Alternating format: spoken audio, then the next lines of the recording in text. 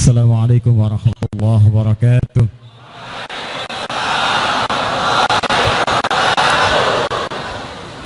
Alhamdulillahi wa kafa. Wassalatu wassalamu ala rasulillahil mustafa wa ala alihi wa sahbihi wa man wafa. Amma ba'd, fa ya ibadallah, usi nafsi wa iyyakum bitaqwallahi faqad fazal muttaqun. فلا تموتن إلا وأنتم مسلمون. فقال تعالى: يا أيها الذين آمنوا اتقوا الله حق تقاته ولا تموتن إلا وأنتم مسلمون. Saudara-saudariku, terkhusus Bapak Gubernur beserta seluruh staf jajarannya, dan saya tidak ingin mengecualikan siapapun. Hal pertama yang ingin saya sampaikan pada seluruh keluarga di Bengkulu, bahwa saya sangat bahagia hari ini berada di tempat ini. Yang kedua, saya ingin sampaikan bahwa ternyata saya yang lahir di Banten ini punya tali persaudaraan dari sisi sejarah dengan Bengkulu. Jadi Bengkulu yang kemudian di antara pemimpinnya dulu ada yang bernama Ratu Agung, itu memimpin sekitar 1550 sampai dengan 1570, melahirkan 7 orang anak. Ada Raja Cili, ya, diantaranya ada anak dalam Muara Bengkulu, ya, ada juga kemudian Putri Gading Cempaka. Konon diduga keturunan dari para pembesar Sultan Banten, terkhusus ke Maulana Hasanuddin. Maulana Hasanuddin ini adalah diduga oleh para sejarawan anaknya dari Fathullah, atau yang dikenal dengan Syarif, bukan Syarif Hidayatullah sebetulnya. Fathullah dikenal dengan Faletehan, itu menantunya Syarif Hidayatullah. Menikah dengan anak kedua perempuan Syarif Hidayatullah. Syarif Hidayatullah ini anaknya dari seorang bernama Syarif Abdullah. Syarif Abdullah ini suaminya dari Syarifah Mudaim. Syarifah Mudaim ini nama aslinya Rasantang, lahir tahun 1426. Beliau punya 2 orang saudara. Saudara pertamanya dikenal dengan Walang Sungsang, lahir tahun 1423. Berganti nama menjadi Abdullah Iman. Saudara keduanya bernama Raja Sengara, lahir tahun 1427. Tiga-tiganya kemudian muslimah, masuk Islam dari seorang ayahnya ayah yang sangat besar, punya kekuasaan, membentang dari wilayah Banten sampai ke perbatasan Jawa, daerah Cirebon. Bernama Pamenah Rasa, disingkat dengan Menah Rasa, gelarnya Prabu Siliwangi. Menikah dengan seorang perempuan ahli Al-Quran, dikenal dengan Nyai Subang Larang, murid salah seorang syekh besar, ya, namanya Syekh Hasanuddin. Belajar kemudian di Mekah. Mekah dikenal dengan Ummul Qura. Maka saat pulang kemudian ke Karawang, dikenallah kemudian dengan Syekh Qura. Syarif Abdullah, bapaknya Syarif Hidayatullah, itu adalah juga keturunan dari para ulama yang menyebarkan nilai-nilai Islam di Nusantara. Beliau adalah saudaranya Maulana Ishaq. Dua-duanya anak dari Ahmad Jumadil Kubra. Ahmad Jumadil Kubra ini adalah keturunan dari Ali Zainal Al-Kabir.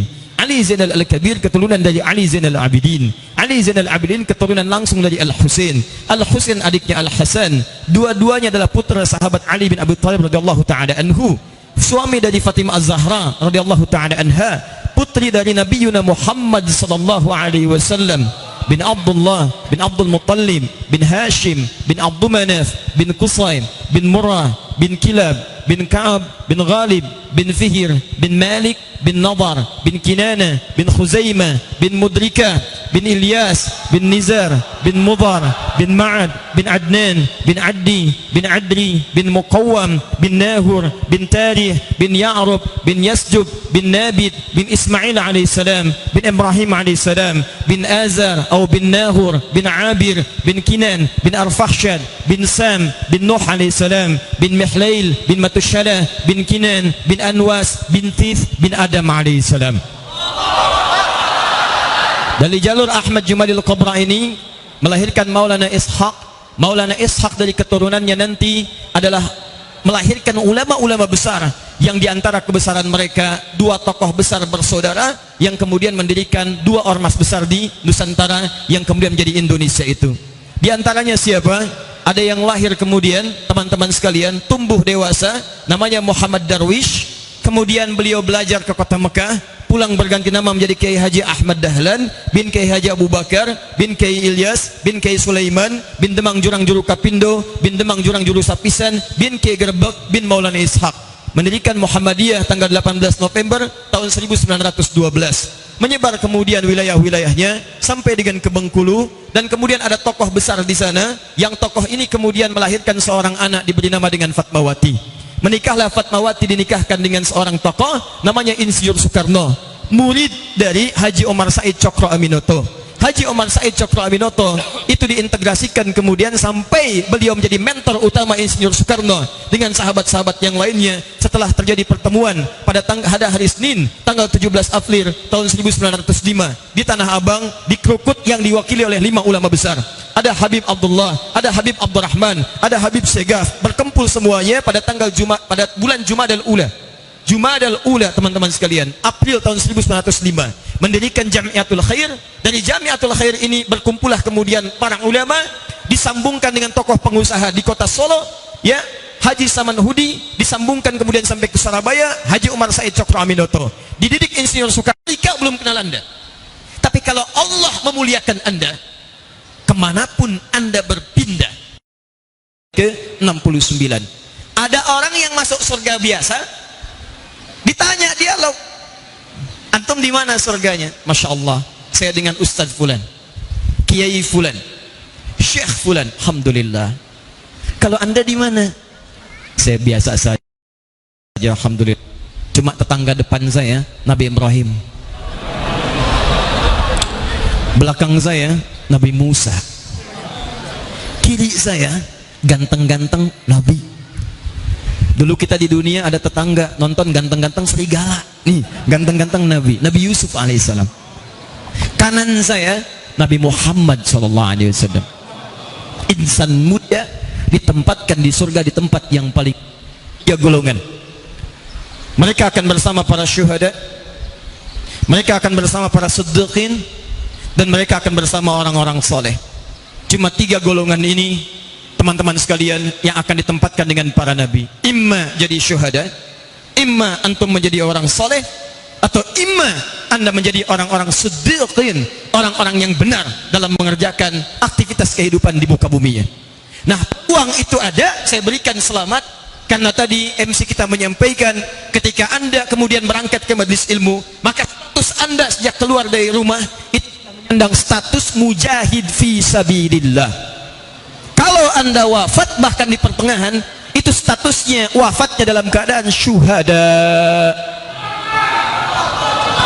Saya tidak main-main, turun ayat di sini. Bahkan satu ayat khusus, Quran surah 9 At-Taubah ayat 122. Quran surah 9 ayat 122, paling kiri sebelah bawah di mushaf.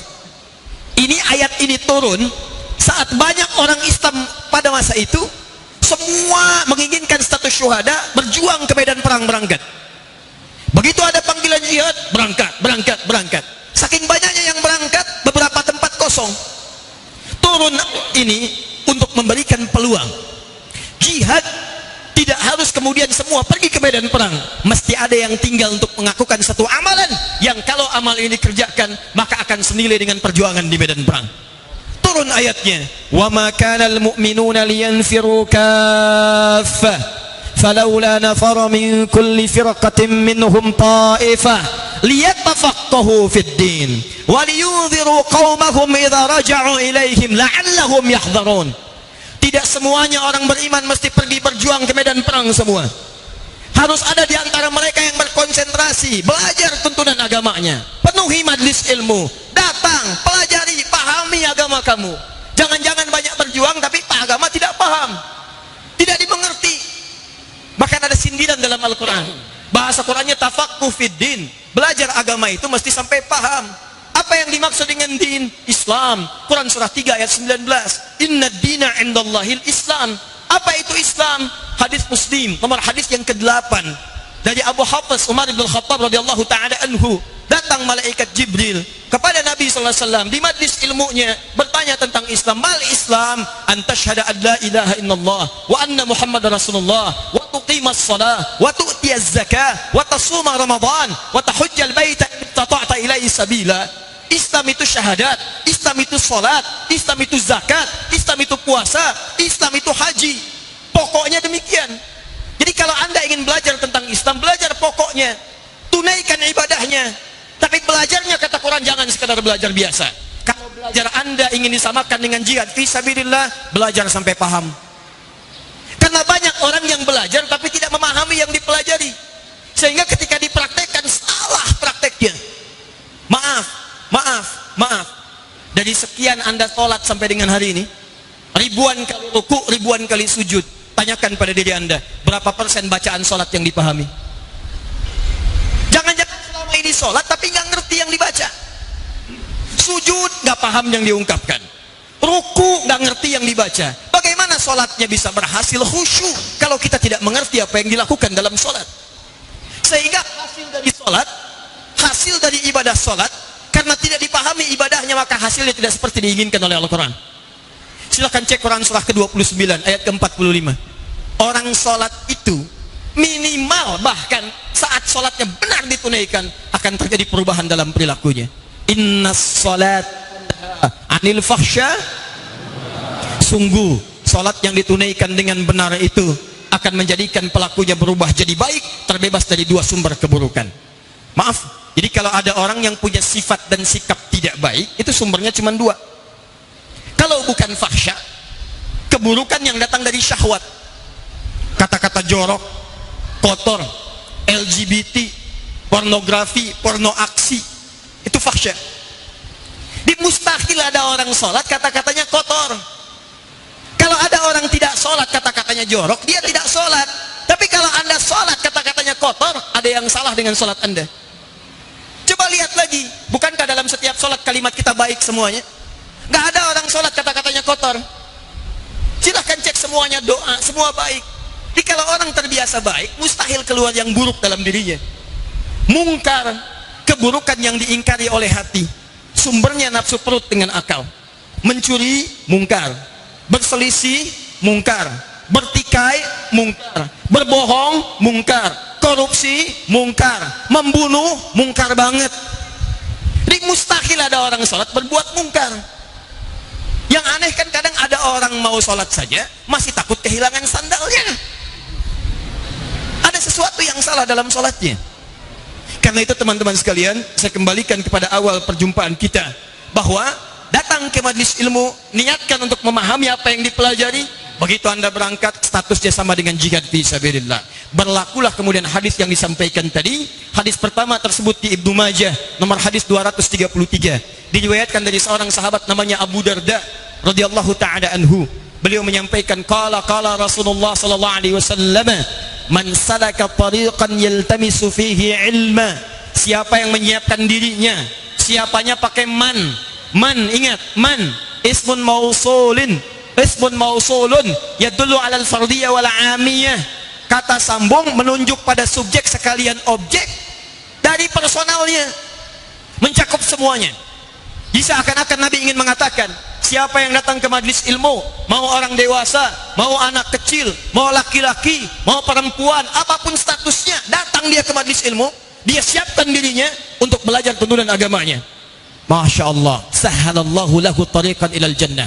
Yang pertama diberikan oleh Allah subhanahu wa ta'ala, akan dicatat setiap langkahnya untuk memudahkan dia ke surga nanti. Wa innal malaikata la tadau ajnihataha ridhan li talibil ilmi. Dan para malaikat membentangkan sayapnya memberikan ridha kepada para penuntut ilmu.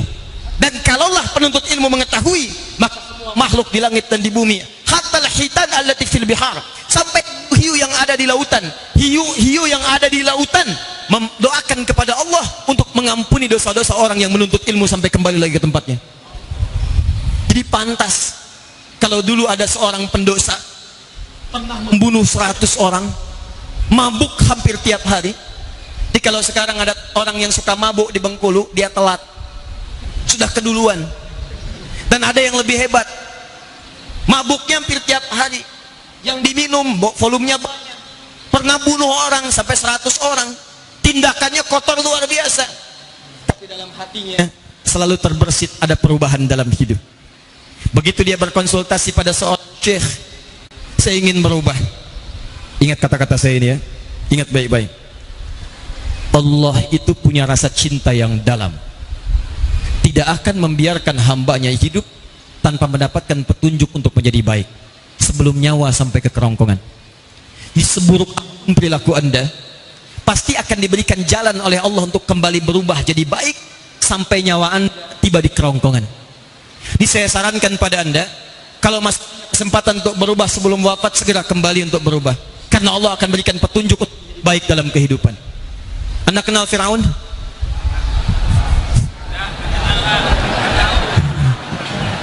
Bapak-bapak ya, kenal Firaun, cuma di Bengkulu. Tapi Firaun kurang jahat apa? Ya, maaf, hobinya bunuh orang. Quran 2 ayat 49. Ngaku Tuhan, nantangin Musa. Tapi kejahatannya ini tidak menutup pintu hidayah dari Allah, bahkan diperintahkan dikirimkan 2 orang nabi untuk mendakwahi Firaun. Quran surah 20 ayat 43 sampai 44. Perhatikan kalimatnya. Idhaba ila fir'auna innahu tagha. Musa dan Harun, pergilah kalian ke Firaun karena dia sudah menyimpang dari kedudukannya. Mohon izin ini Pak Gubernur, ayat ini memberikan isyarat penyimpangan dari kedudukan hanya akan mengantarkan pada kehancuran dalam jabatan.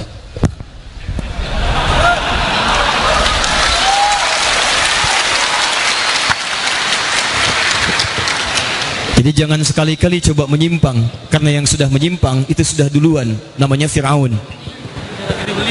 Dan Firaun lebih hebat.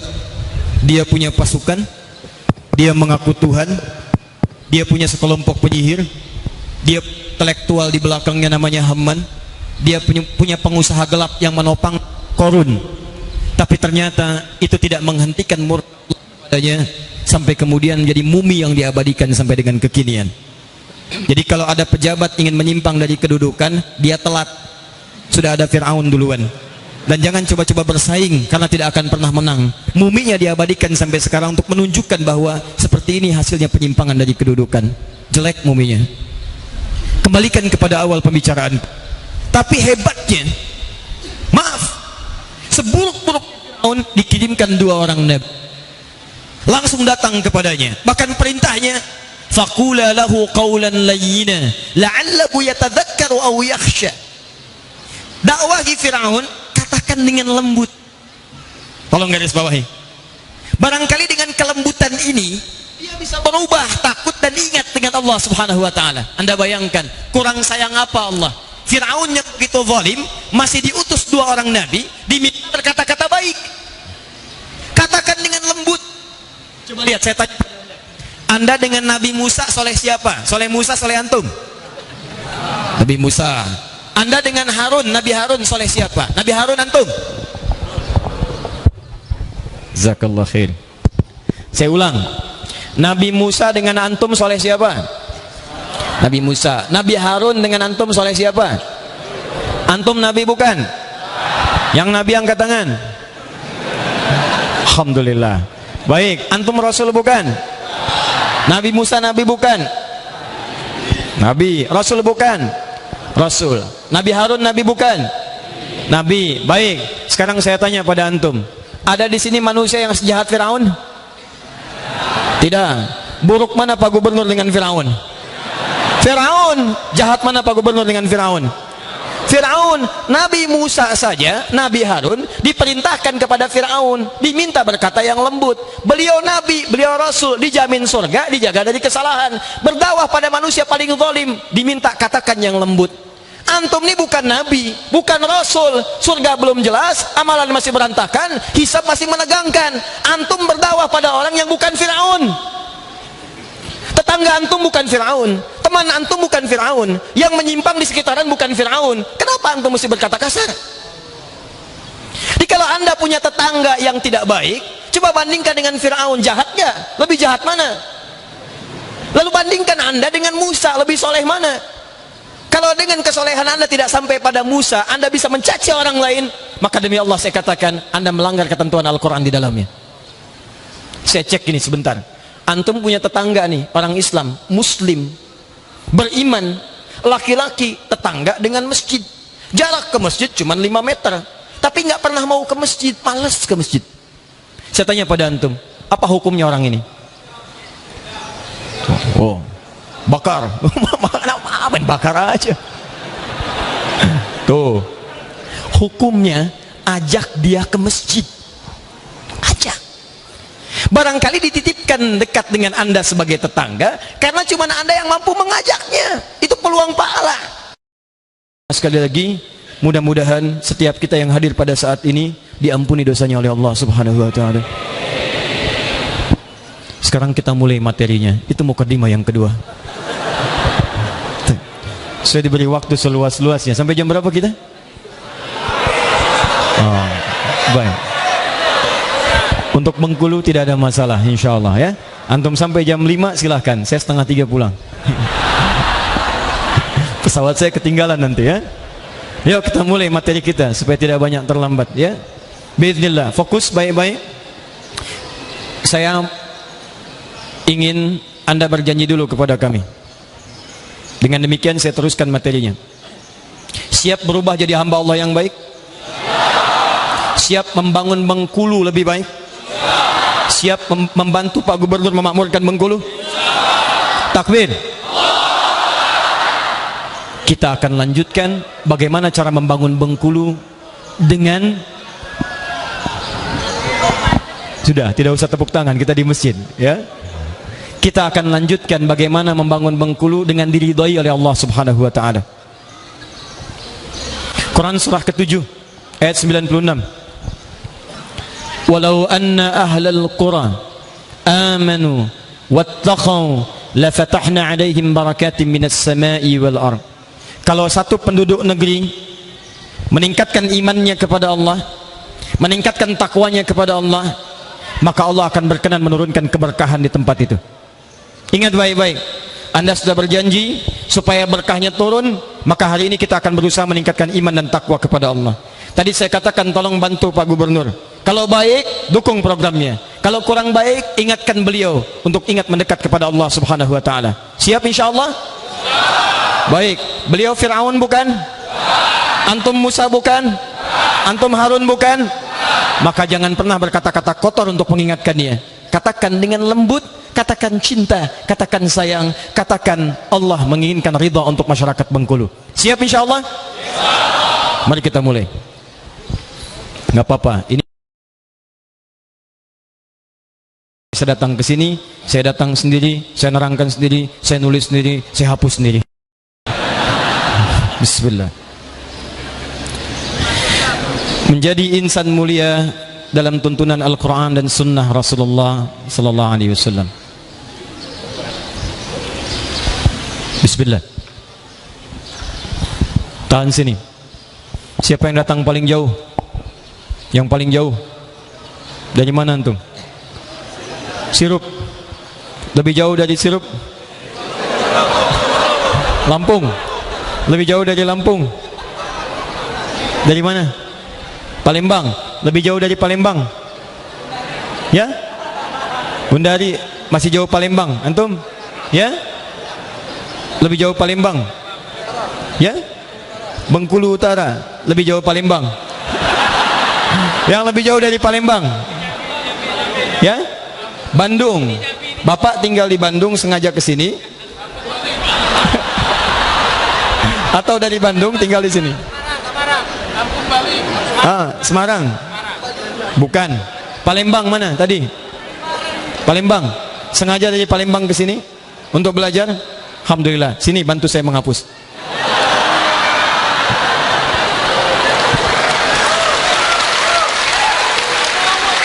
Takbir. Alhamdulillah. Bismillah. Sini. Nama siapa? Andres. Andres dari Palembang. Palembang. Masih kuliah? Masih. Kuliah di mana? Di Kuliah di mana? Di Bengkulu, Pak. Di Bengkulu. Jadi antum tinggal di Bengkulu dari Palembang. Yang asli dari luar datang ke sini. Ya, yang dari luar sengaja datang ke sini siapa? Lampung. Dari Lampung, lebih jauh dari Lampung. Medan, sengaja ke sini, Pak. Betul. Sudah, karena ini yang pertama maju, ini saya dulukan. Kuliah di mana? Di institut. Saya kuliah di Institut Agama Islam Negeri Bengkulu, Pak. Oh, ya Bengkulu, Masya Allah. Semester berapa? Baru masuk semester 1 ini. Semester 1. Berapa semester? Hah? 6 semester, Pak. 6 semester. Masya Allah. Satu semester berapa SPP-nya? 1.700.000. Baik, 6 semester saya bayarkan SPP-nya semua. Anda harus belajar dengan baik. Siap insya Allah? Siap? Insya Allah. Dan 6 semester mesti menghafal Quran. Insya Allah, Pak. Jangan lulus sebelum hafal Quran. Siap? Insya Allah. Insya Allah. Kalau Anda hafal Quran setelah tamat, saya beri bonus umrah insya Allah. Siap? Insya Allah. Tapi kalau tidak hafal Quran, kembalikan semua bonusnya. Udah, duduk sini. Andreas, Mas tolong dicatat ya, panitia dengan teman-teman, nanti dibantu untuk disampaikan rekeningnya. 1, kita mulai dulu, saya urunkan dulu Qurannya, karena kita menjadi insan mulia dalam petunjuk Al-Quran dan Sunnah. Kita keluarkan dulu petunjuk Al-Qurannya seperti apa, baru kita terangkan. Ingat, yang menciptakan kita siapa? Allah. Yang tahu kita siapa? Allah. Maaf sekali lagi, yang menciptakan kita siapa? Allah. Yang tahu kita siapa? Allah. Karena itu kita dengar dari Allah bagaimana kita menjadi mulia dalam petunjuk Allah Subhanahu wa taala. 1. Allah pertama kali menciptakan manusia diberi nama dengan basar. Quran surah ke-15 ayat ke-28. Nanti saya baca ulang. Setelah itu diperkenalkan pada para malaikat, diberikan tugasnya. Quran surah kedua ayat 30. Diberikan bekal ilmu, diberi namanya Adam. Quran surah kedua ayat 31.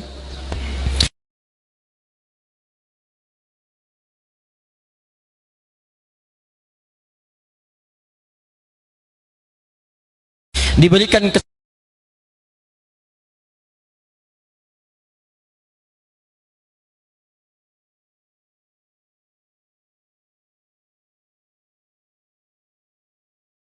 belasnya sampai ke Quran surah ke-25 di ayat 63-nya. Apa yang menyebabkan kemudian ia tidak mulia padahal ia lahir dalam keadaan mulia? Kullu mauludin yuladu 'alal fitrah. Di antara makna fitrah itu mulia. Bahkan disebutkan nanti di Quran surah ke-30 ayat ke-30-nya. Sumber yang menyebabkan dia berubah tidak mulia ada 2. Sumber pertama adalah nafsunya. Saya tuliskan. Terdapat di Quran surah ke-12 ayat 53. Asal dari nafsu ini sama dengan fujur, ada di Quran surah 91 ayat 7 sampai dengan 10. Ini yang dimanfaatkan oleh setan, ada di Quran surah ke-4 An-Nisa ayat 118 sampai 119. Setan asalnya dari iblis, ada di Quran surah kedua ayat 34. Iblis asalnya dari jin yang menyimpang, Quran surah ke-18 ayat ke-50. Kalau nafsu ini pernah membuat seseorang tidak mulia, kemudian dia ingin kembali lagi jadi mulia, maka disambut langsung oleh Allah, diberikan hidayah di Quran surah ke-45 ayat ke-69. Setelah itu diajak untuk kembali bertobat, Quran surah ke-4 ayat 17 sampai dengan ayat ke-18. Kalau dia mau berubah sampai dengan wafat, maka diwafatkan dalam keadaan mulia, wafatnya mulia, Quran surah ke-89 ayat 27 sampai 30. Di alam kuburnya diberikan nikmat di Quran surah ketiga ayat 169 sampai dengan 172. Statusnya naik jadi fisabilillah, Quran surah kedua Al-Baqarah ayat 153 sampai 154. Kemudian hisabnya begitu ringan sampai kembali kepada Allah mendapatkan anugerah yang mudah untuk memilih surganya.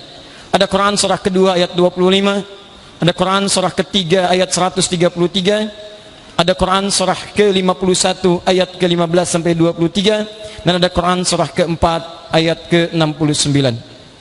Ini bahasan materi kita, yang lainnya saya turunkan sebagai detail pembahasan.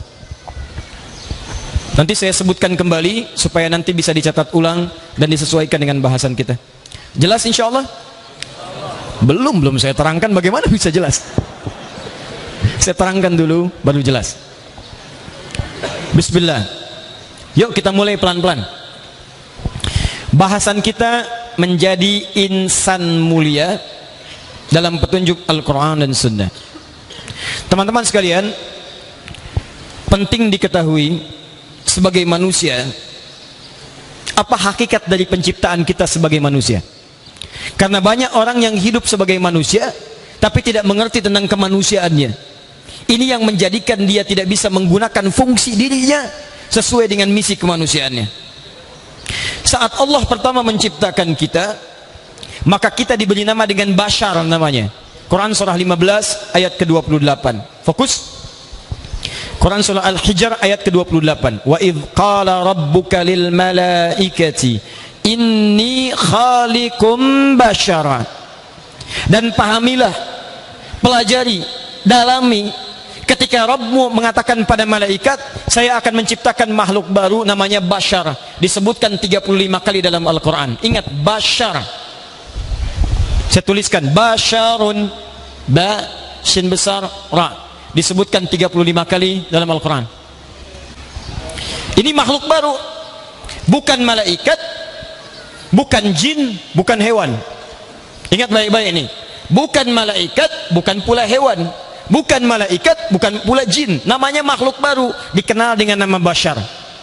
Nanti saya terangkan pelan-pelan setelah saya urutkan dulu. Yang paling menarik, diperkenalkan makhluk baru ini kepada malaikat, baik itu misi hidupnya sebagai khalifah. Quran surah kedua ayat 30. Redaksi awalnya sama. Wa idh qala rabbuka yang pertama, yang kedua wa idh qala rabbuka. Wa idh qala rabbuka lil malaikati inni ja'ilun fil ardi khalifah. Pahami, dalami, ketika Rabb berfirman pada malaikat, saya akan menjadikan makhluk yang bernama Bashar ini sebagai khalifah di bumi. Ingat baik-baik, tugasnya bukan di langit, tugasnya di bumi. Sebagai apa? Khalifah. Apa itu khalifah? Ini yang kurang tepat dipahami. Khalifah itu bukan hanya pemimpin. Khalifah itu punya dua akar kata. Satu bisa berakar dari khalafa, yakhlifu khalfan khalifatan, sosok yang akan saling menggantikan. Antum, saya, kita disebut dengan khalifah karena hidup kita di dunia ini nggak akan abadi. Kita akan saling menggantikan satu dengan yang lainnya. Seakan-akan Allah ingin katakan, hei, nanti kamu saya berikan tugas di dunia ya, tapi tempat itu bukan abadi, kamu akan meninggalkan tempat itu.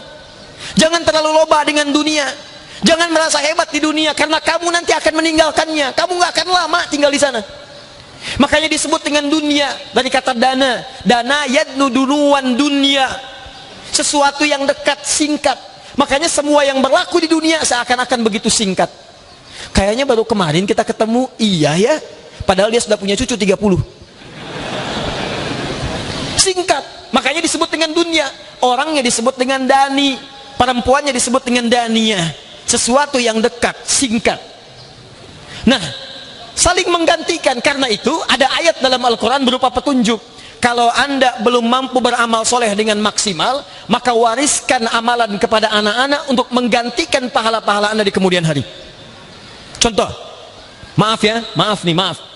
Anda sampai sekarang belum hafal Quran, misal, anda menghafal, tapi anda sadari nggak akan hidup lama. Boleh bapaknya nggak hafal Quran, berusaha dia nggak hafal, tapi antum wariskan hafalan Quran kepada anaknya. Begitu anaknya antum fasilitasi menghafal Quran, antum wafat, maka digantikan antum oleh anak antum, dan setiap dia baca Quran mengalir pahalanya untuk ayah ibunya. Itu yang disebut dengan khalifah. Siapkan anak antum lebih baik daripada antum, siapkan cucu antum lebih baik daripada anak antum. Kenal antum dengan Imran, suaminya Hannah? Tidak, bagus. Imran bukan nabi, bukan rasul. Bukan nabi, bukan rasul, tapi saking hebatnya fungsinya menjelaskan sebagai khalifah, diabadikan bahkan jadi nama surat dalam Al-Quran. Kenapa yang dipilih bukan nabi, bukan rasul? Supaya tidak ada lagi yang ngeles di hadapan Allah. Ya Allah, saya kan bukan nabi, saya bukan rasul. Kata Allah, saya pilih Imran, dia bukan nabi, bukan rasul, tapi dia bisa menyiapkan generasinya lebih baik daripada generasi sebelumnya. Lihat sini. Imran bukan nabi, bukan rasul, menikah dengan Hannah, melahirkan Maryam. Saya tanya pada antum, Maryam dengan ibunya Hannah lebih baik mana di hadapan Allah? Maryam atau ibunya? Maryam. Apa dalilnya? Oh. Mulai sekarang ingat nih. Kalau tidak tahu katakan wallahu alam. Jangan ngarang, mengarang cuma ada di bahasa Indonesia. Lihat sini, lebih baik Maryam dibandingkan dengan ibunya. Tahu dari mana indikatornya? Pertama, Maryam diabadikan dalam Quran dengan surah Maryam, surah ke-19. Kita tidak menemukan surah Hannah. Dua, ibunya Hannah melahirkan Maryam, nikah dulu dengan Imran. Nikah, terjadi kemudian hubungan suami istri, lahir Maryam. Maryam tidak pernah disentuh oleh lelaki manapun. Walam yamsasni bashar, saya nggak pernah disentuh, tapi bisa mengandung, melahirkan. Maryam lebih mulia dibandingkan ibunya. Nggak pernah disentuh laki-laki manapun, bisa mengandung, melahirkan. Ibunya melahirkan Maryam, nikah dulu baru lahir. Maryam nggak nikah, tidak pernah disentuh, dimuliakan oleh Allah, mengandung dan melahirkan. Makanya peristiwanya langsung disebutkan di Quran dengan namanya dan bintinya. Wa Maryam ibnata Imran, Maryam anaknya Imran. Saya berikan rumus tafsir dengan cepat. Kalau dalam Quran disebutkan peristiwa, namanya disebutkan langsung dengan bin atau bintinya, ini menunjukkan peristiwa tersebut hanya akan terjadi pada orang itu, tidak akan pernah terjadi pada perempuan manapun lagi. Maryam binti Imran, cuman Maryam binti Imran yang mengandung dan melahirkan tanpa disentuh laki-laki manapun. Kalau sekarang ada perempuan mengatakan saya juga bisa melahirkan, mengandung, melahirkan tanpa disentuh, mustahil. Kalau yang lahir tanpa bapak banyak, tapi kalau yang tanpa disentuh oleh laki-laki cuma Maryam binti Imran. Nah sekarang Maryam melahirkan siapa? Isa alaihissalam. Maryam nabi bukan? Baik, rasul bukan? Isa nabi bukan? Rasul bukan? Lebih baik mana dibanding ibunya? Isa. Lihat, ketika Imran melahirkan dari istrinya Hannah Maryam, Maryam lebih bagus daripada orang tuanya. Ketika Maryam melahirkan Isa, Isa lebih baik daripada ibu dengan bapak, daripada ibu dengan kakek neneknya. Jadi ini visi, kalau antum diutus sebagai khalifah, lahir di bumi, dititipkan keturunan, siapkan keturunan untuk menggantikan antum, lebih baik daripada antum. Makanya orang tuanya Maryam tuh nggak biasa-biasa. Oh ini anak saya yang pertama ini, lahir Maryam, saya ingin siapkan dia lebih baik daripada saya. Begitu ibunya mengandung, disiapkan amalan untuk menyiapkan anak lebih baik daripada ibunya. Quran surah ketiga Ali Imran ayat 35. Dari sejak hamil sudah disiapkan. Idz qalat imra'atu Imran rabbi inni nadzartu laka ma fi batni muharrara fataqabbal minni. Ya Allah, saya siapkan anak ini lebih baik daripada saya untuk ibadah kepadamu ya Rabb. Mohon terima amalan saya. Ini menjadi sunnah. Setiap perempuan yang mengandung disunnahkan banyak berdoa supaya anaknya lebih soleh daripada dirinya. Dekat dengan Allah Subhanahu wa taala. Quran surah ke-7 ayat 189. فلما تغشاها حملت حملا خفيفا فمرت به فلما أثقلت دعوا الله ربهما لئن آتيتنا صالحا لنكونن من الشاكرين. Sunnah. Begitu dilahirkan, beri nama yang baik, Maryam, perempuan suci, menahan harga diri, iffah, terjaga dari maksiat, dekat dengan Allah, berikan nama yang terbaik. Setelah itu jaga, sesuaikan dengan visinya. Pengen dekat dengan Allah, berarti harus diajarkan oleh orang yang dekat dengan Allah. Dipilih Nabi Zakaria. Wa kaffalaha Zakaria. Dijaga dari lingkungan supaya tidak menyimpang dari Allah, dibuatkan mihrab. Begitu orang tua menyiapkan nama yang baik, ikhtiar yang bagus, dipilih guru yang soleh, tempat yang baik, diterima oleh Allah. Apa hasilnya? Allah akan merawat anak itu, dijaga sampai kembali kepada Allah Subhanahu wa taala. Ayat 37-nya, paling kiri sebelah bawah. Fataqabbalaha rabbuha biqabulin hasanin wa ambataha nabatan hasana wa kaffalaha Zakaria. Maka Allah yang menjaga anak itu sampai tumbuh dan dirawat oleh Nabi Zakaria dengan izin Allah Subhanahu wa taala. Maka antum disebut sebagai khalifah, siapkan anak kita lebih baik. Antum bukan Imran, ibu bukan Hannah, anaknya bukan Maryam, tapi anda punya peluang tawaran dalam Al-Quran. Jika anda ingin mengamalkannya, maka anak anda bukan sekedar melahirkan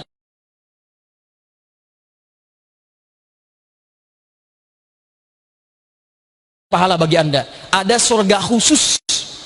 Ini rahasia nih, antara kita aja nih ya. Allah sudah siapkan surga khusus bagi keluarga besar yang menerapkan fungsi khalifah. Dia menyiapkan anak-anaknya untuk mengalirkan pahala bagi orang tuanya. Di antara surga ini tersebut di Quran surah ke-13 Ar-Ra'd ayat 23 sampai 24. Ayat 23 sampai 24. Jadi ada anak-anak nanti saat masuk surga, orang tua mendapatkan bagian dari keberkahan anak ini. Di antara anak ini adalah anak yang disiapkan jadi penghafal Al-Quran. Jadi begitu anak ini menjadi penghafal Quran, mengamalkan isi Qurannya, di akhirat nanti kalau dia punya orang tua beriman, muslim, beramal soleh, dengan Qurannya diberi izin oleh Allah memberi syafaat pada kedua orang tuanya. Masuknya lewat surga Aden, melewati semua pintu surga, disambut oleh malaikat. Jannatu Adin yadkhulunaha. Ada orang-orang masuk ke dalam surga Aden. Begitu akan masuk, wa man salaha min abaihim, dia menggandeng bapak ibunya yang saleh itu.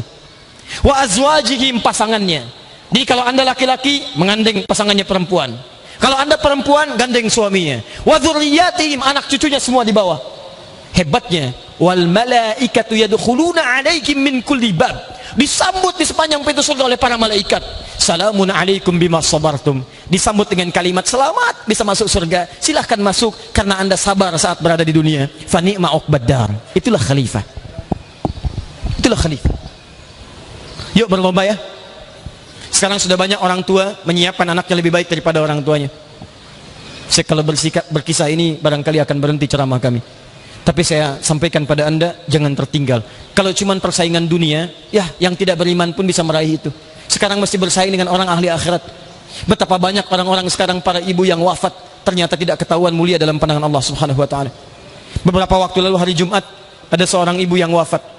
Kami datang mendoakan jenazahnya. Itu ibu hebat, Pak. Ibu muda menikah, melahirkan seorang anak, punya cita-cita jadi ahli Quran. Dimasukkan sekolah. Begitu masuk, suaminya bekerja mencari yang halal, yang penting bisa mensuplai anaknya dalam kebaikan. Ibunya bersiap mengantarkan, merawat, antarkan pulang, antar pulang. Ini kisah nyata.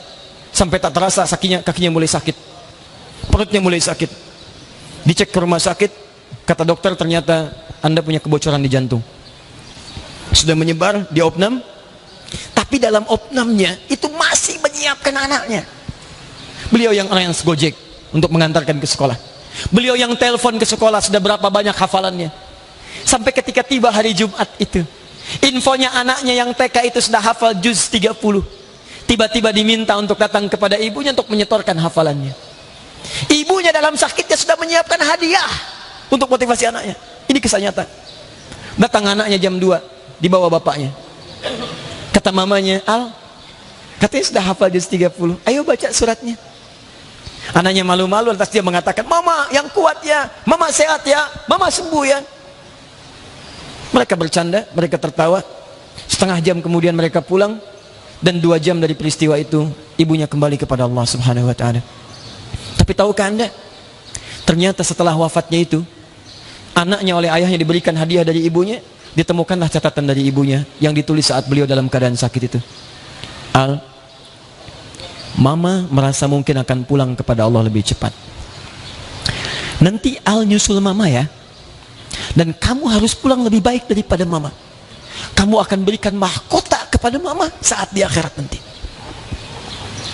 Saya temui suaminya, saya katakan kepadanya, anda bekerja saja, anak ini akan jadi penghafal Quran sampai dia selesai S3-nya. Jadi sekarang persaingan kita itu ketat. Dan demi Allah saya katakan, sampai saya katakan pada diri saya, kalau saya wafat siapa yang sholatkan saya? Ini perempuan kelihatan seperti biasa, tapi begitu meninggal yang nyolatinnya orang soleh, Pak. Penuh masjid. Ahli masjid, ahli taklim, ibu-ibu datang, ringan kayaknya pulang itu. Tiba-tiba kita melihat fotonya sedang senyum anak itu. Seakan-akan menyampaikan pesan kepada kita semua. Ibu saya menyiapkan saya, bagaimana dengan ibu anda sekalian? Jadi kalau kita ingin jadi khalifah yang baik, siapkan generasi lebih baik daripada kita. Ini poinnya. Bekalnya diberikan, diberi nama dengan Adam, bekal pengetahuan ditanamkan. Ingat, kita diberikan bekal pengetahuan. Kita ini makhluk cerdas. Allah sudah menyiapkan kita.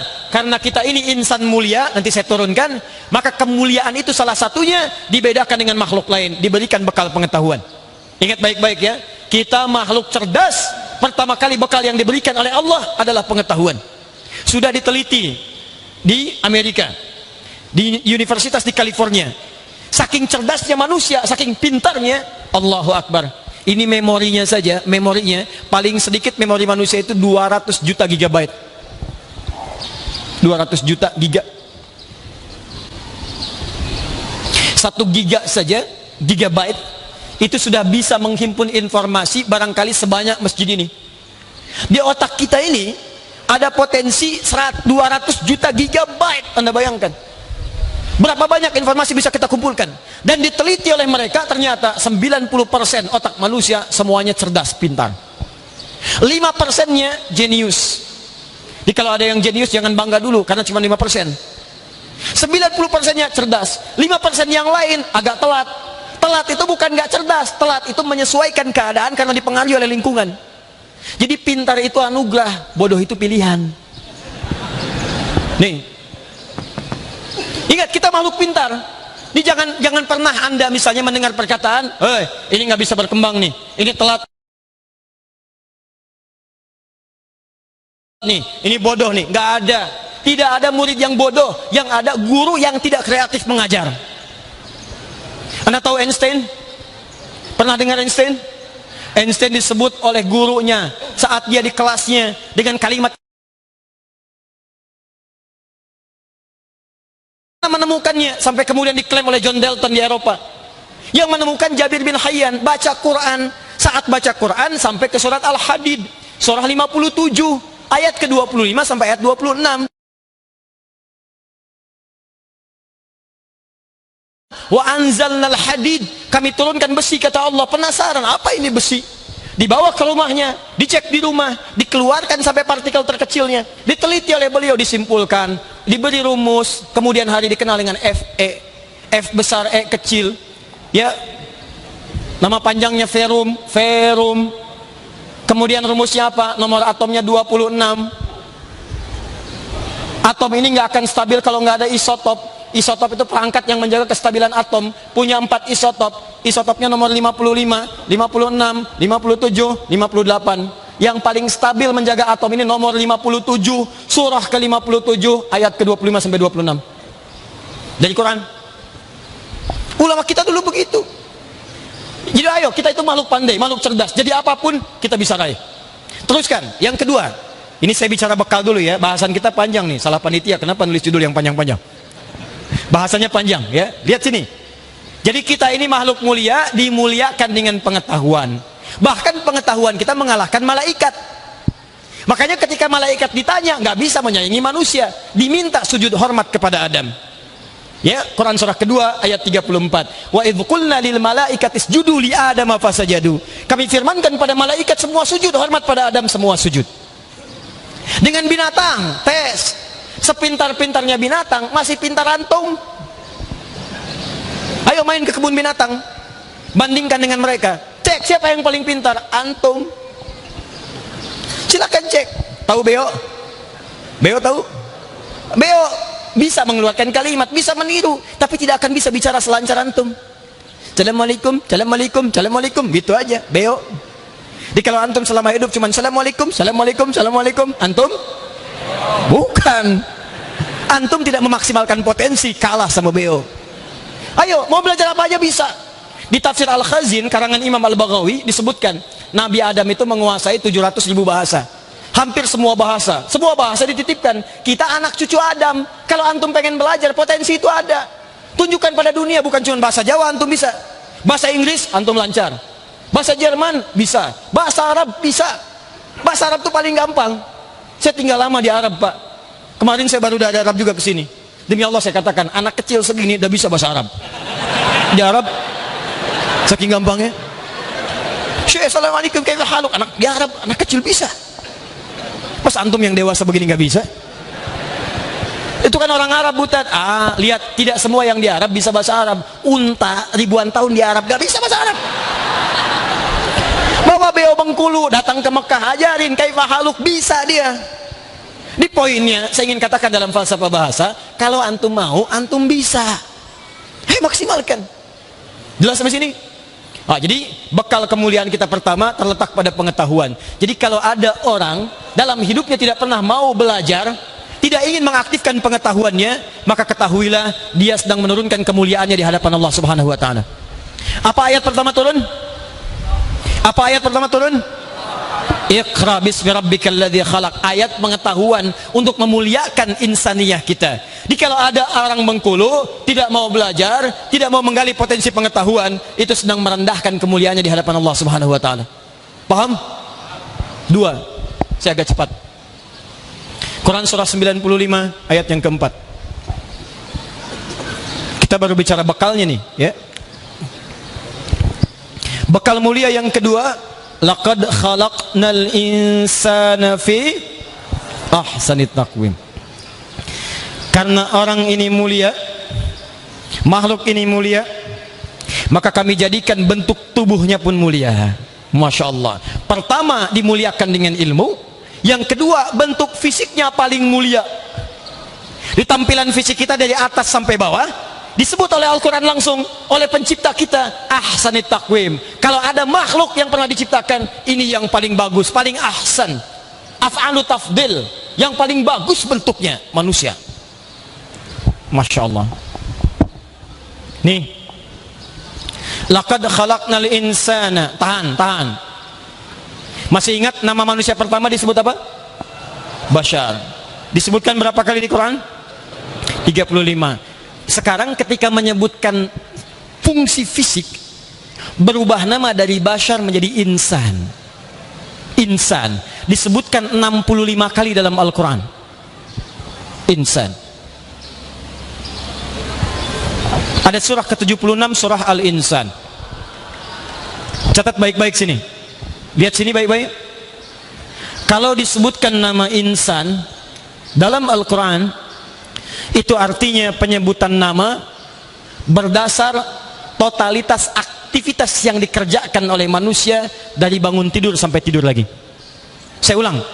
Kalau Anda menemukan nama insan dalam Al-Quran, ini menunjuk nama manusia berdasarkan aktivitasnya dari bangun tidur sampai tidur lagi. Nah sekarang ayat ini ingin mengatakan bentuk kita saat dicipta itu sempurna. Kenapa disebutnya dengan insan? Seakan-akan Allah ingin mengatakan, saya sempurnakan bentuk manusia berdasarkan maslahat aktivitasnya. Jadi kalau Anda ada yang diciptakan misalnya, maaf, kulitnya ada yang putih, ada yang coklat, matanya yang hijau, matanya yang putih, itu yang paling sempurna, jangan dirubah. Karena penciptaan fungsi tubuh kita itu sesuai dengan aktivitas yang akan kita jalani. Jadi kalau ada yang merubah fungsi tubuhnya, itu akan menghambat aktivitas dalam kehidupannya. Contoh, maaf, Anda ini manusia, saya manusia, kita manusia. Saat diciptakan fisik kita, kata Allah, itu jenis kelaminnya cuma ada dua. Kalau bukan laki-laki, perempuan.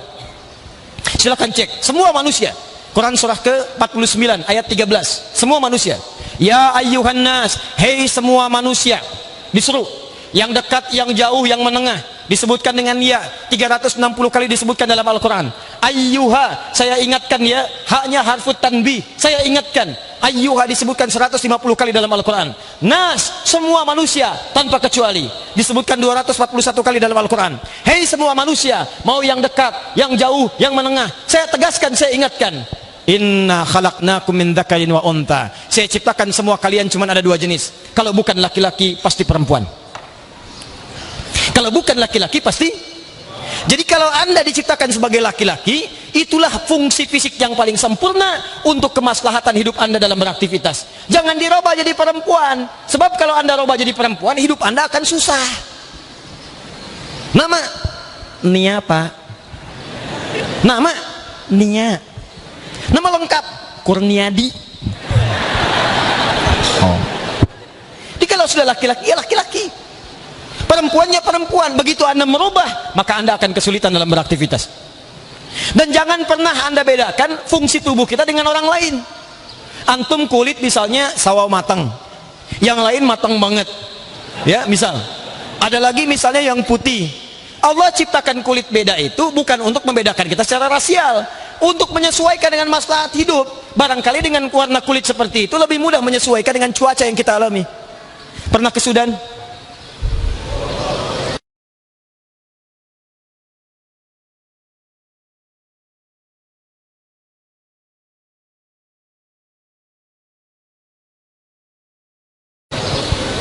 Mana anak Bengkulu yang baru lulus SMA?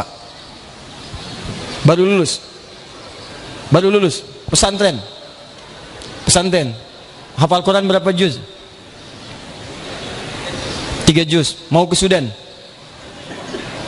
Mau atau pengen? Mau. Benar mau. Tolong catat namanya. Pak Gub, insya Allah saya beri beasiswa ke Sudan. Baik kan? Teman-teman panitia tolong dicatat ya. Baik. Di Sudan nanti main ya. Ada satu tempat dari Khartoum ke Omdurman itu yang maaf sekali lagi. Ini bukan rasial nih, saya ingin tunjukkan bagaimana kita memahami fungsi ayat dalam Al-Quran. Ada yang pigmen kulit penduduknya itu punya 4 warna. Itu daerah. Afrika nggak semuanya hitam. Mesir, Afrika Utara, putih. Libya, Afrika Utara, putih.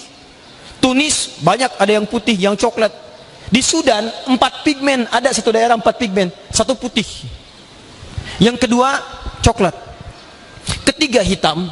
Keempat, ungu. 4 ungu. Tapi uniknya, di daerah yang mereka tinggal ini ternyata iklimnya beda, cuacanya lain. Yang putih panasnya paling sampai 25, 26. Coklat 30 sampai 36. Hitam 40 sampai 45. Ungu rata-rata 50. Mahasiswa kita kalau sampai di daerah ungu, itu kalau malam-malam mau tidur kadang-kadang nggak tahan kalau belum siram dengan air dulu. Nanti saya kirim ke daerah itu antum. Ungu. Tapi apa hikmahnya? Allahu Akbar. Yang putih masuk ke coklat kurang kuat. Yang coklat ke hitam nggak tahan. Hitam ke ungu nggak kuat. Yang ungu nyantai aja. Sepanas-panasnya dia kerja biasa aja. Kerja, ada yang bangun, ada yang macam-macam. Apa dia takut hitam? Tidak, sudah ungu. Kuat. Dia tahan tuh. Hidupnya hemat. Orang lain beli kompor macam-macam, dia telur tinggal simpan di luar, 15 menit keluar jadi matang. Jadi ada banyak dalam kehidupan kita yang kita tidak sadar. Ternyata warna kulit ada maslahat, hidung ada maslahat, bulu mata ada maslahat, bentuk tubuh ada maslahat. Jangan sekali-kali dirubah. Begitu Anda robah akan merubah maslahat kehidupan Anda. Hewan saja nggak ada yang berani robah. Coba lihat hewan. Hewan itu juga sama berpasangan, ada jantan, ada betina. Lihat kemarin kan Idul Adha, ada jantan, ada betina. Pernah mendengar sapi homo? Atau kambing lesbi?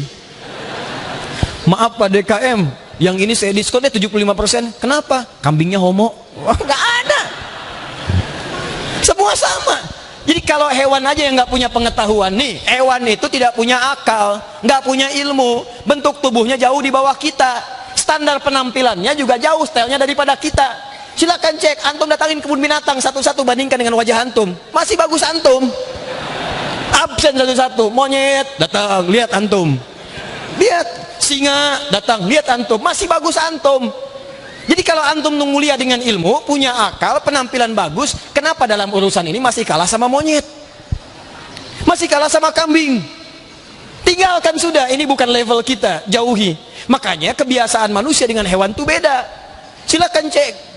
Kuda keliling Bengkulu nggak pakai celana, bangga aja. Depan antum dia bisa ketawa. Hihi, oh ya. Antum beda, harus malu kalau keluar buka aurat. Binatang itu membuka aurat, antum menutup aurat. Jadi kalau pengen buka aurat jangan lomba dengan binatang, nggak akan menang. Nggak akan menang, saya kasih tahu dari sekarang. Dan binatang itu gerah kalau pakai baju. Silakan cek, kuda dibajuin gerah. Antum kebalik, begitu dilepas gak enak.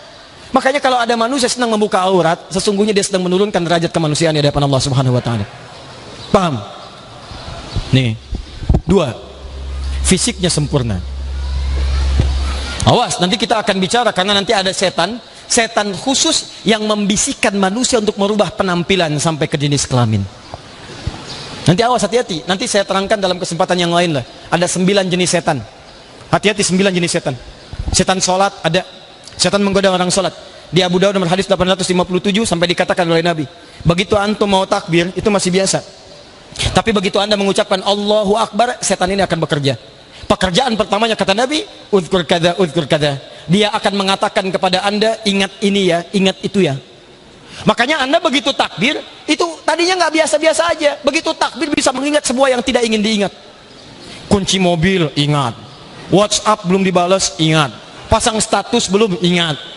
Kalau nggak percaya silahkan. Bahkan kata-kata saya ini pun antum akan ingat. Begitu sholat asar nanti takbir Allahu Akbar. Ingat ya, kata Ustadz Adi, setan akan menggoda Anda sampai ingat yang lain. Itu setan itu. Setan. Setan ya. Hatta la yash'urul musalli kam raka'atan yusalli. Sampai-sampai orang sholat ada yang nggak sadar berapa rakaat sedang menunaikan sholatnya. Ada. Hadisnya begitu bilangnya. Setan masjid ada. Ada setan masjid, jangan dikira nggak ada. Yang digoda DKM masjid. Hati-hati itu. Setan wudu, ada setan wudu namanya walhan. Setan wudu itu walhan menggoda orang supaya ragu dengan wudunya. Jadi begitu antum selesai wudu, baru masuk pintu masjid sudah bingung, udah wudu belum ya? Wudu belum ya? Itu setan. Setan rumah namanya dasim, ada. Itu yang bikin antum selalu gelisah. Malam-malam pengen tahajud, begitu bangun, hati-hati ya, di luar mukanya jelek, rambutnya gondrong, wajahnya bajunya putih panjang. Begitu antum keluar, udah langsung. Ah, itu dasim. Ada rumusnya. Kalau pengen ngusir ada sederhana. Setiap masuk rumah kata Nabi ucapkan assalamualaikum. Assalamualaikum.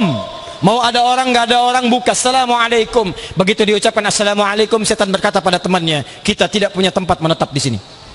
Antum tidak baca, dia akan berkata pada kawannya, kita punya tempat menetap di sini. Ada orang nggak ada orang ucapkan assalamualaikum. Tidak dijawab normal, dijawab waalaikumsalam. Ah, itu masalah. Usir. Saya ajarkan dulu sama anak saya tuh. Sekarang dia sudah 5 tahun. Dulu waktu 2 tahun 3 tahun saya kasih tahu. Kakak masuk kamar ya. Kalau masuk kamar biasakan ucapkan salam, assalamualaikum. Ada setan namanya dasim. Kakak ucapkan assalamualaikum, dasimnya keluar. Dia langsung praktekin. Dia buka kamarnya. Assalamualaikum dasim. Anak-anak. Nah, nanti ada setan khusus nanti di Quran surah ke-4 An-Nisa ayat 119 yang menggoda manusia untuk merubah bentuk tubuhnya sampai merubah bentuk tubuh binatang.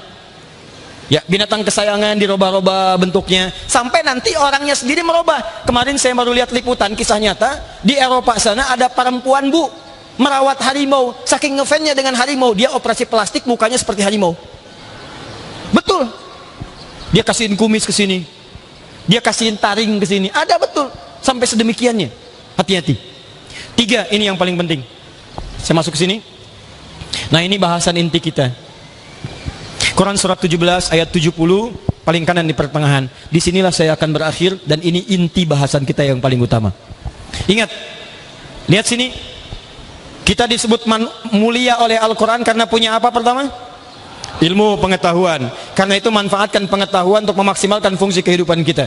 Kalau yang tidak belajar dia sedang merendahkan fungsi kemuliaannya di hadapan Allah Subhanahu wa taala. Ayo, anaknya sekolah, mulai sekolah, hafalkan Quran, perbaiki salatnya, isi SD-nya, isi SMP-nya, penuhi pesantrennya, hadirkan pengetahuan. Begitu pengetahuan maju, maka kota dan provinsi akan terbawa dengan kemuliaan. 2, ingat baik-baik. Hadirkan kemuliaan dalam bentuk fisik. Ini yang paling sempurna. Di bagaimanapun penampilannya, percaya diri, hadirkan kemuliaan. Ini yang paling indah, ini yang mulia. Saya mulia di hadapan Allah, jangan rubah status saya sebagai manusia yang mulia dengan tampilan fisik. 3, walaqad karramna bani Adam wa hamalnahum fil barri wal bahr.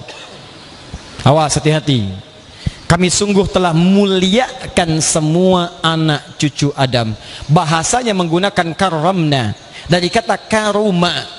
Karuma itu kalau dilekatkan pada pemiliknya menjadi karim. Karim tidak pernah disebutkan dalam bahasa Arab kecuali menunjukkan kemuliaan perilaku, akhlak. Akhlak. Adab.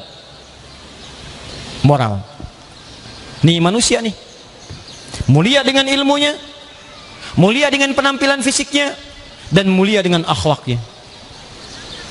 Awas, hati-hati.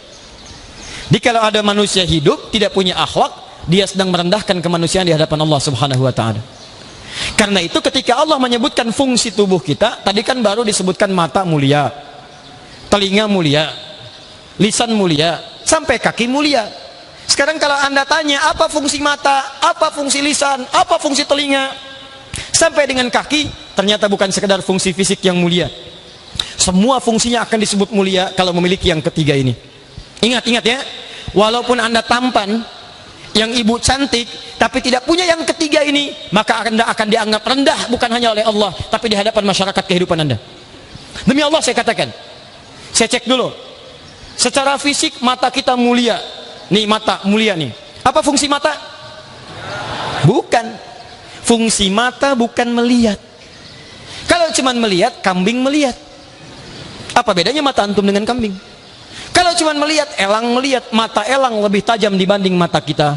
Elang naik ke atas bukit barisan, anak ayam kelihatan. Antum naik pesawat ke atas bukit barisan, anak sendiri nggak kelihatan. Di kalau urusan tajam, lebih tajam mata elang. Tapi mata elang tidak dihisab, mata kita dihisab. Quran surah 17 ayat 36.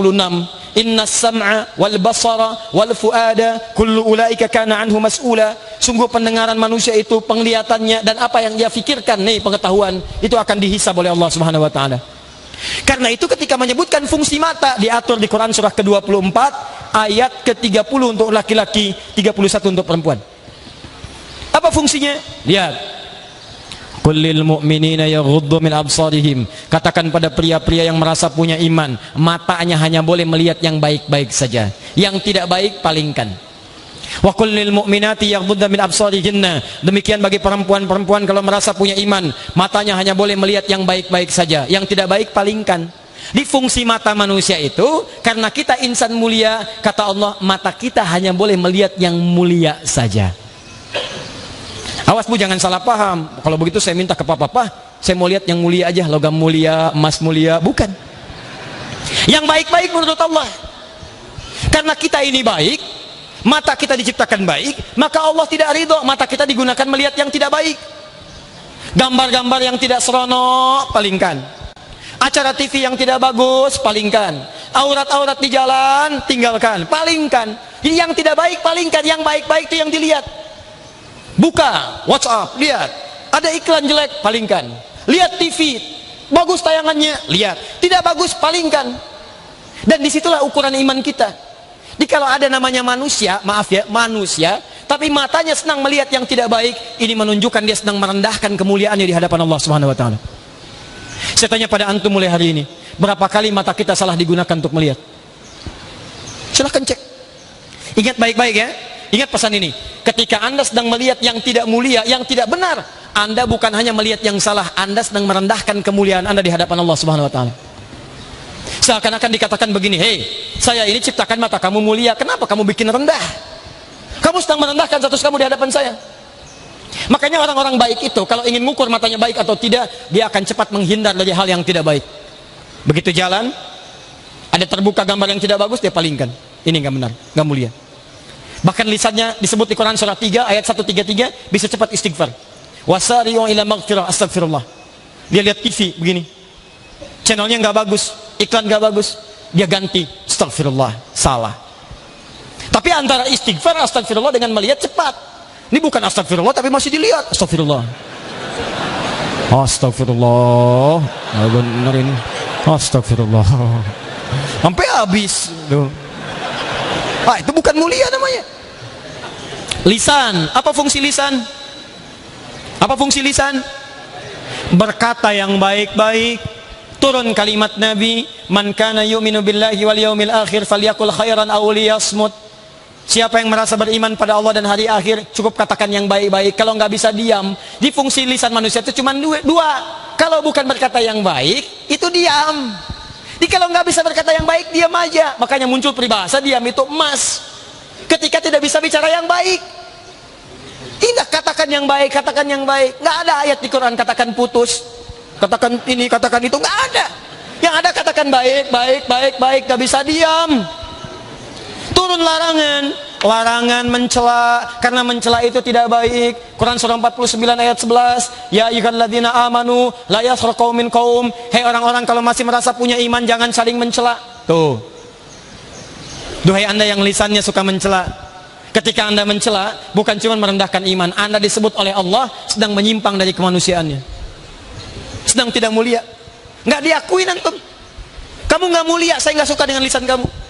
Apalagi Anda ngaji, baca Quran, baca hadis, belajar, tapi lisannya masih selang mencela orang lain, menghina orang lain. Ada yang salah antum dengan lisannya. La yaghtab ba'dukum ba'da, jangan bergibah, jangan gosip. Kalau sedang gosip, sedang merendahkan kemuliaan antum di hadapan Allah Subhanahu wa taala. Saya tidak, Ustaz, saya akan jaga lisan saya ini bagus. Tidak seperti ibu itu tuh, Ustaz, dia tuh jarang sekali jaga lisannya. Sama. Oh. Hati-hati. Ada seorang perempuan di masa Nabi rajin sholat, rajin puasa, diadukan oleh tetangganya kepada Nabi. Kata Nabi, hiya finnar, kalau tidak tobat tempatnya di neraka. Apa perbuatannya? Senang sekali mencela dan menggunjing tetangganya. Ingat-ingat, setiap ada yang menggunjing satu orang, maka memindahkan pahala kepada orang yang dimaksudkan. Hadisnya sahih di hadis Muslim, babul muflis, pembahasan tentang orang bangkrut. Jadi maaf, ya'ti yaumal qiyamati bi sholatin, ada orang datang di hari kiamat banyak salatnya. Wasiyamin, puasanya banyak. Wa zakatin, zakatnya rajin. Wa ya'ti qad syatama hadza, cuman sayang, suka juga mencaci orang lain. Wa qadhafa hadza, menuduh orang lain. Awas, wa daraba hadza, senang berselisih. Nanti di akhirat akan ditimbang, timbangannya begini. Kalau ada orang sholat mencela, pahala sholatnya akan dipindahkan pada yang dicela. Antum ikut sholat di sini, taklim, begitu keluar membicarakan orang yang tidak taklim. Tuh lihat tuh, kayaknya udah ahli surga aja ya, nggak ikut taklim dengan kita. Siapa itu? Dua orang membicarakan, pahala dua orang itu pindah kepada orang tadi. Muncul orang ketiga, kenapa? Itu tuh, oh nggak nyangka ya, nyangka, pindah. 3 orang dapat bagian dari pahalanya. Paham? Jadi coba atur diri kita. Akhlak yang mulia itu cerminan dari ibadah kita kepada Allah Subhanahu wa taala. Kalau ada orang rajin ibadah, akhlaknya tidak mulia, maaf, bukan cuma tidak sukses ibadahnya, tapi menunjukkan sedang turun status kemanusiaannya di hadapan Allah Subhanahu wa taala. Kaki. Quran surah ke-25 ayat 63. Hati-hati. Wa ibadur rahmanil ladzina yamshuna 'alal ardi hauna. Hamba Allah yang penyayang itu kalau jalan-jalannya tawadhu. Jadi kalau ada orang jalannya sombong, itu sedang tidak diaku sebagai hamba Allah. Yamshi itu bisa dengan kaki, bisa dengan kendaraan, bisa dengan macam-macam. Anda dulu nggak punya sepeda, begitu ada sepeda mulai sombong, ganti motor mulai bisingin tetangga, klaksonin, pim, ngajak ke masjid lagi. Akhi, ayo ke masjid, kapan lagi berjamaah? Pim, padahal cuma pengen ngasih tahu saya punya motor nih. Itu ketika Anda berperilaku seperti itu, turun ayat, Anda sedang tidak diaku sebagai hamba Allah. Tangan, wasariqu wasariqatu faqtu aydiyahuma, kata Allah, hei, tangannya yang digunakan untuk mencuri, untuk korupsi, ngambil hak orang lain, daripada dipakai untuk korupsi, saya nggak ridho, potong aja tangannya. Tangan itu saya buat untuk yang mulia, daripada dipakai yang tidak mulia, daripada dipakai yang tidak mulia, saya nggak ridho, potong aja, potong. Saya nggak mau. Tuh, makanya mustahil ada orang beriman, muslim, tangannya digunakan pada hal-hal yang tidak baik. Datang, Pak Gub, minta tanda tangan, cek Pak Gub, proyeknya benar nggak nih? Tidak benar, tapi ada komisinya Pak Gub. Maaf, tangan saya ini tangan tahiyat, tidak akan pernah digunakan untuk maksiat. Saya takut saya tanda tangan diwafatkan oleh Allah Subhanahu wa taala. Tapi fee-nya nambah Pak Gub 10 miliar. Aduh, saya istikharah dulu ya. Oh, nggak bisa, nggak boleh. Nggak bisa. Mau istikharah, mau konsultasi nggak bisa. Maksiat tinggalkan. Allah nih taruhannya nih. Bagaimana kalau saya tanda tangan wafat? Kata para ulama, kalau antum terus pengen jadi baik, bayangkan saat akan berbuat maksiat seketika diwafatkan. Itu cara mudahnya. Cara paling mudah. Ingin menyimpang, bayangkan wafat. Makanya tuliskan dalam benak kita, maaf, maksiat, wafat, selesai. Mau keluar dari masjid, mau pakai sendal orang, bagaimana kalau wafat? Masuk ke masjid dibagi snack, mau ngambil snack orang lain, bagaimana kalau wafat? Hati-hati. Mau ngambil isi kotak infak, bayangkan bagaimana kalau wafat. Itu sederhana dan terjaga kita dalam kemuliaan. Jelas sampai sini? Paham insyaallah? Sekarang pertanyaannya, kok ada orang berbuat tidak mulia padahal saat lahir dia mulia? Nggak pernah ada orang lahir langsung mencela ibunya. Kenapa mama melahirkan saya? Nggak ada. Kok bisa saat tumbuh dia mencela? Nggak ada orang lahir bawa bakat membunuh, kok bisa terjadi pembunuhan? Nggak ada orang lahir punya bakat mencuri, kok bisa mencuri? Nggak ada orang lahir. Pemimpinnya insya Allah dijaga oleh Allah untuk meningkatkan takwanya dan menjauhi bisikan-bisikan nafsunya, ya, dan menjauhi godaan-godaan setan yang dijauhkan oleh Allah Subhanahu wa taala. Dan saya bermohon kepada Allah, semoga keluarga saya yang hadir pada saat ini diampuni dosa-dosanya oleh Allah Subhanahu wa taala, dijauhkan dari godaan-godaan setan. Saya ingin mengundang kepada Anda semua, kami insya Allah punya program untuk syiar Al-Quran. Kita punya target, setiap tahun di Indonesia akan ada 100.000 ahli Quran baru dengan 3 kriteria. 1, yang bisa lancar membaca Al-Quran dengan baik. 2, memahami isi Al-Quran. Dan yang ketiga, menghafal Quran dan mengamalkan isinya. Kita akan launchingkan syiarnya, pusatnya di Bekasi, tapi akan dicabangkan ke seluruh negeri, dan insya Allah nanti akan dibuka kelas-kelas untuk membantu Anda menjadi ahli Quran. Jika Anda ingin terlibat, maka saya bermohon kepada Allah, Allah akan muliakan Anda semuanya insya Allah. Mau jadi ahli Quran? Siap insya Allah? Ada berapa yang hadir hari ini? Baik, tahan sebentar. Siap jadi ahli Quran? Yakin? Kalau bertemu lagi, antum siap dengan setoran hafalan Quran? Siap? Betul? Yakin?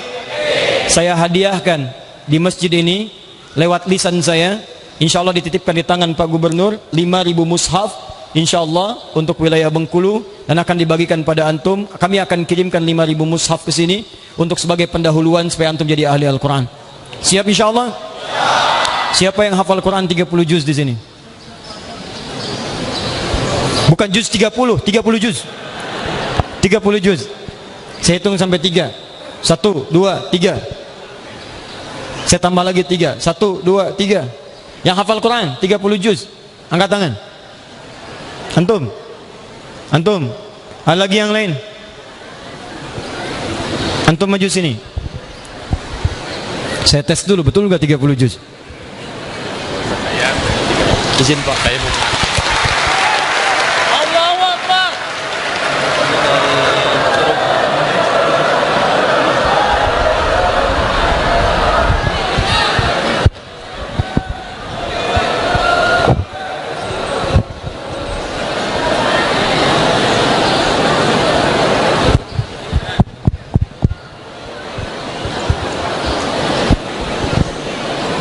Jazakumullah khair.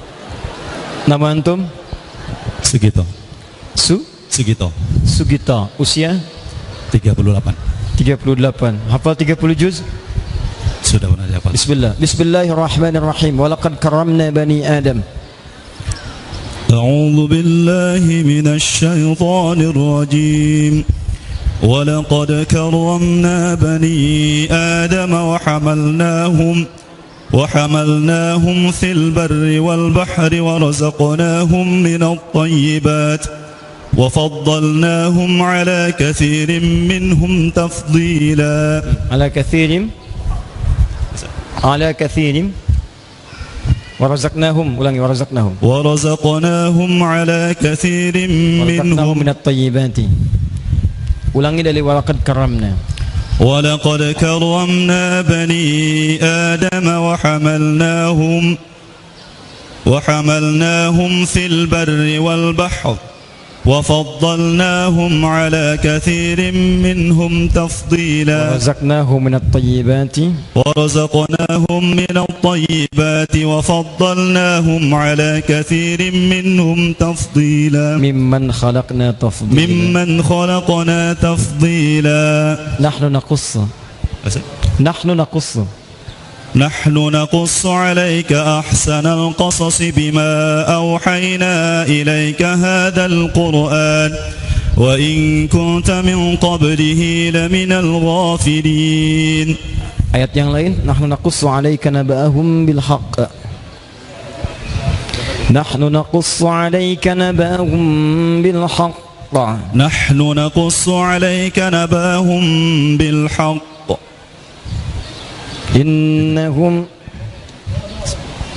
إنهم فتية آمنوا بربهم وزدناهم هدى. Teruskan. وربطنا على قلوبهم إذ قاموا فقالوا ربنا رب السماوات والأرض لن ندعو من دونه لقد قلنا لن ندعو من دونه إلها لن ندعو من دونه إلها لقد قلنا إذا شططا. Terakhir, ya Yahya khudhil kitaba biquwwah. يا يحيى خذ الكتاب بقوة وآتيناه الحكم صبيا. Teruskan. وحنانا من لدنا